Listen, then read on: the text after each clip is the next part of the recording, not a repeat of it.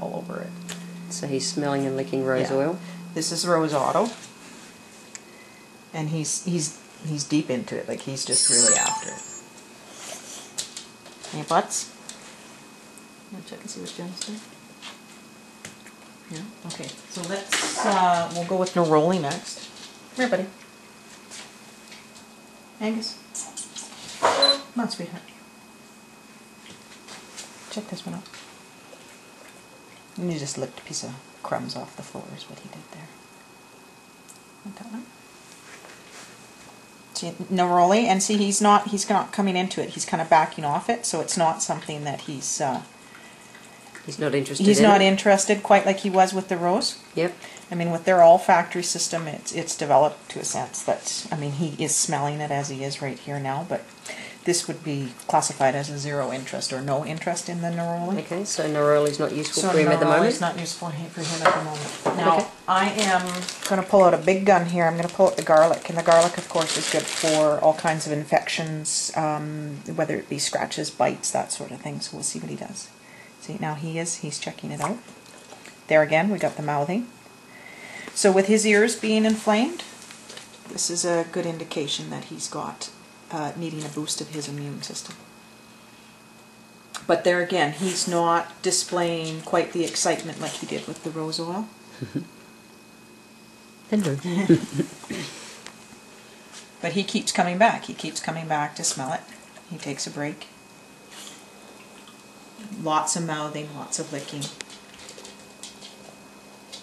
Yeah, he's not leaving it, is he? No, and he's circling around it.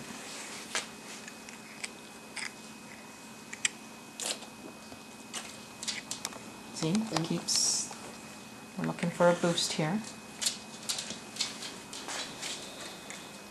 What you doing, buds? And the idea is, you know, we leave them in an open space like this so that they can go around. Hello. And do what they want to do. They can, and here you see him going deep into thought. Now he's distracted. But he comes back again. Yeah. Stops and he looks. Listens. Yeah, back again. And this is with the garlic. And this is, I mean, this is full-on garlic. It's not a, it's like taking your household garlic, crushing it and shoving it up your nose is what it's like. Now the licking is also a displaying of a good thing that we're looking for, a positive reinforcement.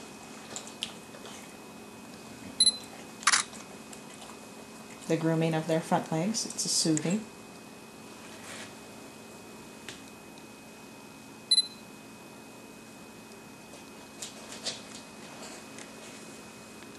So with the inflammation that he has in his scratches for his ears, this is, you know, with the garlic oil, it's one that we use for boosting the immune system. Yeah. Okay, so Can we look at his ears?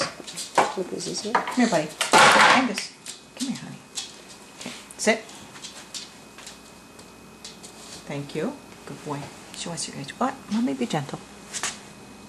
See how they're inflamed and scratched up. Yep. So he's been digging in them. Mm-hmm. The other side is not as bad, it's healed up. So what I'm looking at doing is I'm testing him to see which ones I can put into his ointment or salve to his ears to heal up and help him with his scratching and itching. Okay. Yeah, and they're quite hot and inflamed and fevered. Okay. Who do I have next here? Garlic he did well, neroli he didn't want. So we're going to test him on tea tree, which is well known as an antiviral, anti-infection as well. Okay, so he sniffed it, he's thinking, coming back again. The cat's distracted him. But not bad.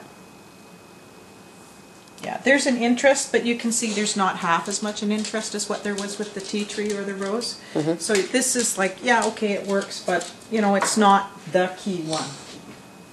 I'll just do a test here. I have lavandin, which is a Lavandula hybrida. So there again, there's an interest, but it's not anywhere near what the other ones were. And this is Roman chamomile. You already tested German chamomile and he loved it. He loved the German chamomile. The Roman, he's you know, he's got a good reaction to it. Kind of snorts and snuffs, but by no means would I classify it as the same as the German because he's gone off. Okay. The other thing we're watching for is if he goes now and decides to settle down and lay down.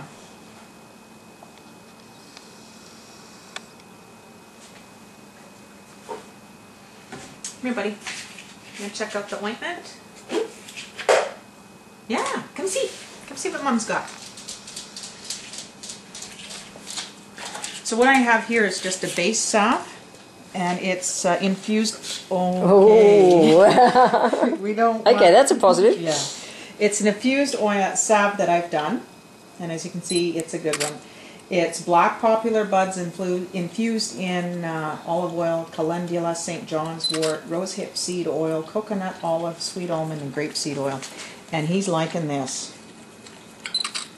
So this ointment was done basically as a base for my animal ointments and products so that I can put the essential oils in and then apply it to wounds and scratches. So with the balm of Gilead or the black poplar buds, it's an extremely healing, antiviral, antibacterial, anti-inflammatory, and he is just loving this. He loves it to bits. And trust me, this is, you know, it's not something that tastes good. It is a bitter tasting thing. But he knows it's good for him. Yes. Animals will self-medicate. They'll only take what they need. They won't take more. So this is something that he's looking for. Okay. It's not something that tastes good, so we're going to eat it. And the fact that he's a 1-year-old boxer puppy has nothing to do with it. He's not eating it because it's there and I can, yeah. So he's gone through probably about an ounce of salve right now that he's eaten. So with this excellent reaction to the ointment that I have here, it is certainly something that I will mix the rose and the German chamomile and the garlic into and apply to his ears to help him with his itch and his scratch. Any bites? Yeah. Would you give him an internal dose using those same essential oils and that and let him lick it as well? I can. What we'll do here is we'll just do a little test. So I'll put the ointment that we know that he's taking. Yep. And I will.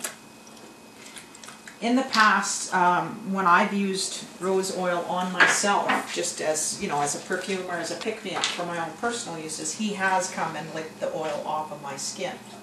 So what we'll do is we'll put 2 drops of garlic. My roses being stuck. There we go. Then I got 1 small drop of rose. We'll just blend it up and see what he does here. Got that?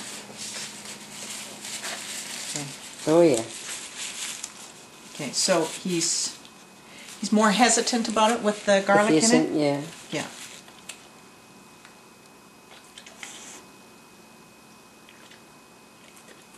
He's trying it. He's yeah, trying just it. slower. Yeah.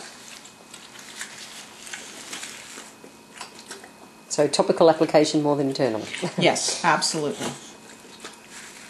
And with the rose, it's more deemed as an emotional oil as opposed to an actual physical issue. So the fact that he's really attracted to the rose oil is obvious that there's emotional issues there, which I knew as a puppy, of course, leaving his family, because he had came from a litter of 9 pups. And, you know, it's a lot of trauma leaving mom and leaving everybody else. Yep. Plus, there was a little 4-year-old boy that he absolutely adored and loved. So, I mean, leaving his family and coming to us, you know, it's been different for him, right? So he's got things that he's got loved ones that he still remembers and he's missing. So we'll just go back to the straight salve, and there again. And that's a winner. Yeah, and that's a winner. He just doesn't want the oils internally. No. Okay. Cool. So what I would do in this scenario is I would put to about a tablespoon of the salve. What I'll do for him for treatment for his ears is I'll mix them up, put it just in a little jar so I have it, and I'll offer him the rose just to smell, Yep. straight out of the bottle. And the garlic, I'm going to put a drop of garlic into the ointment, and I'll put that on his ears. Yep. And I'll apply that until I'll test him within 2 days' time, again with the garlic, to see if he's still reacting as strongly with it. If he is, then I'll just continue with the garlic in the oil, in the salve. If he's rejecting the garlic, then what I'll do is I'll just pitch that stuff that has the garlic oil in it and just go back to using the ointment on him as a neat ointment. Because with the ointment that I've done here, the black poplar is also known as balm of Gilead. It has the properties in our black poplar are great for, like I was saying. He wants it. Yes, he does. Are great. Let's put some in your ears, honey. Are great for anti-inflammatory infections, itching, pain. You can take the black poplar. Easy. I know, honey. It hurts. Come on. Come here. Come on over. You can lick Mum's hand when it's finished. Sit. I'll be gentle. And they're really good for nicks and cuts and scrapes and such. So we'll just moisturize these. And he doesn't have an infection per se. I mean, he hasn't been vet checked to see if he has an infection in his ears. But I know that with, you know, boxers and dogs of this breed type, that it is quite common for them to get ear infections and things like that. But he doesn't have the deep, dark, gooey matter or drainage or discharge coming from his ears. His ears are not dirty. They're clean pretty much all the way down. Just irritated. Yeah, they're just irritated on the outside here. So now whether there's something that's been kind of irritating him a little bit, or the fact that we've had, you know, such cold weather, we've, you know, minus 30, anywhere from minus 20 to minus 30 weather, this could just even be a little bit of frostbite that's reacting with him. Needs earmuffs when he goes out in the snow. Yes, he does. And, you know, they're quite, as you can see, he's not happy about me playing with them. They're tender. This one's not quite as bad as the other one. That one's quite inflamed and sore yet. And, I mean, even in behind here, you can see where he's been scratching the back of his ears. Okay. Easy, baby. So he's been digging on his ears. So there is, you know, he does have something happening here. So we need to get it licked up.